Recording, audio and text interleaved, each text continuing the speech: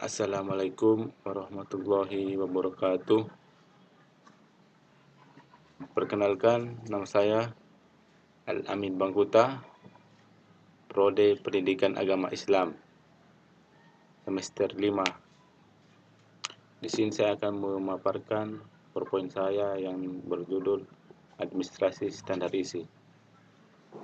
Yang pertama, pengertian administrasi.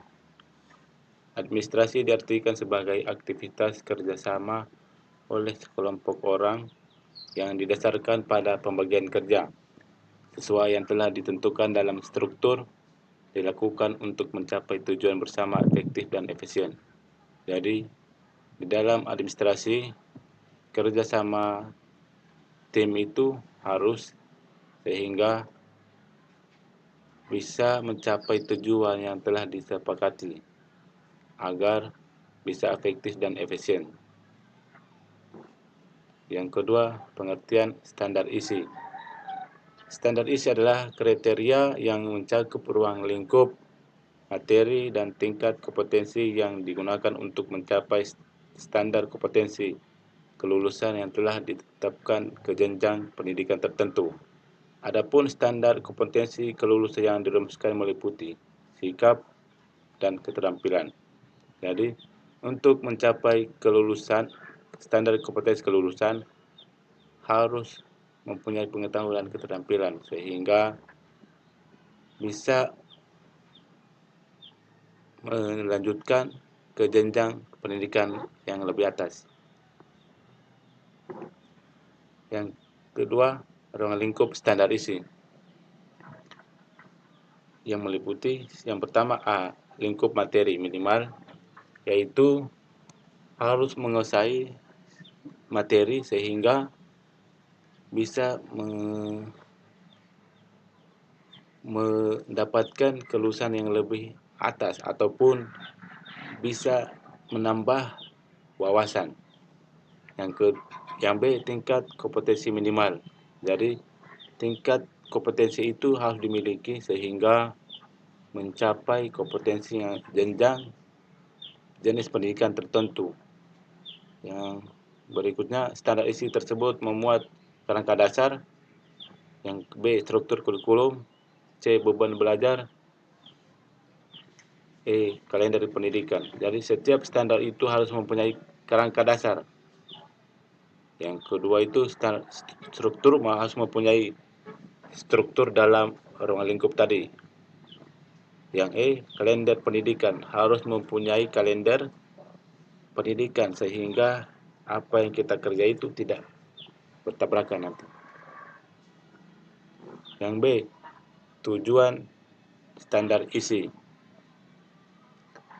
Rumusan standar isi bertujuan untuk meningkatkan kualitas pendidikan melalui pengembangan potensi peserta didik yang sejalan dengan pengembangan ilmu, pengetahuan, kemajuan teknologi, seni, dan budaya, sehingga diharapkan bisa mencapai tujuan pendidikan nasional. Dari tujuan standar isi ini mengembangkan potensi siswa agar bisa mencapai tujuan yang ia inginkan. Pengetahuan melalui teknologi, karena zaman sekarang serba teknologi, seni, dan budaya. Yang satu, manfaat standar isi. Sebagai manfaat standar isi, salah satu bagian dari Standar Pendidikan Nasional (SNP).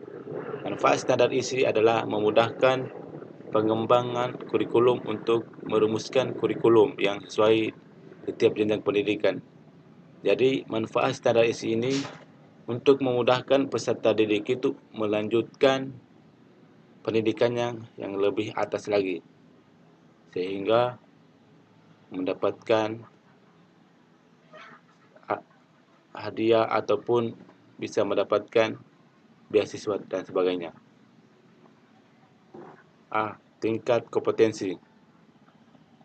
Menunjukkan kompetensi yang harus dilalui di tiap jenjang pendidikan. Berdasarkan Pendidikan Nomor 21 Tahun 2016, tingkat kompetensi di tiap jenjang pendidikan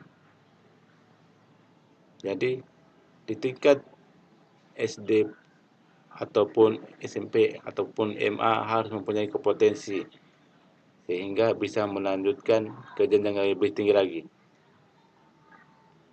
Yang pertama itu kompetensi inti.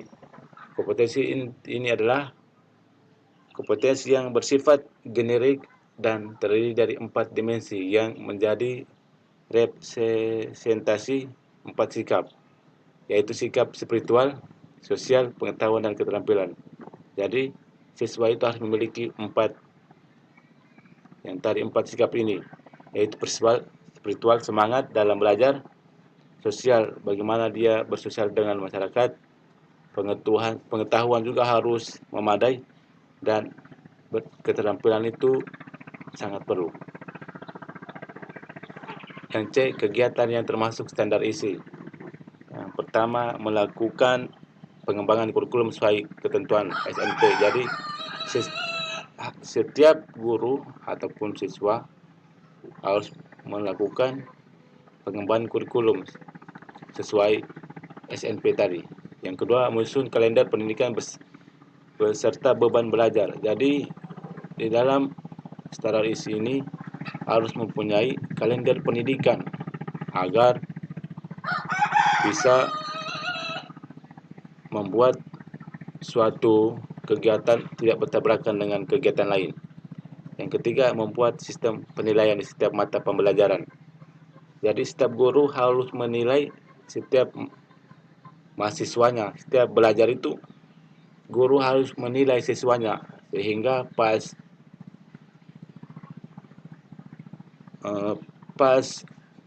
ujian selesai kita dapat bahwa siswanya itu begini. Yang keempat, mengulas kurikulum sekolah. Yang kelima, mempersiapkan bahan belajar. Jadi sebelum ujian, mempersiapkan bahan belajar, yaitu bangku, papan tulis, dan sebagainya, sehingga pada aktivitas belajar itu tidak terganggu. Yang keenam, mengulas silabus dan RPP. Yang ketujuh, pembuatan modul dan LKS. Jadi membuat modul agar pas hari hanya itu tidak terjadi kesalahan. Mungkin hanya ini yang dapat saya paparkan.